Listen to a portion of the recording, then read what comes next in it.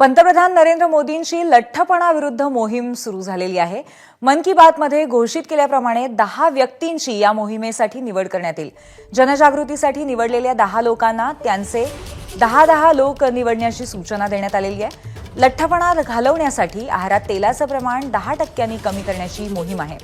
उद्योजक आनंद महिंद्रा, नंदन नीलकेनी, नेमबाज मनू भाकरची निवड करण्यात आली आहे। तसंच मीराबाई चानू, अभिनेते मोहनलाल आणि माधवनची सुद्धा मोदींकडून निवड करण्यात आली आहे। सुधामूर्ती, श्रेया घोषाल, मुख्यमंत्री ओमर अब्दुल्ला यांचीही यांच्यामध्ये निवड झाली आहे। तसंच अभिनेते निराहुआ हिंदुस्तानीवरही मोदींकडून ही जबाबदारी देण्यात आली आहे।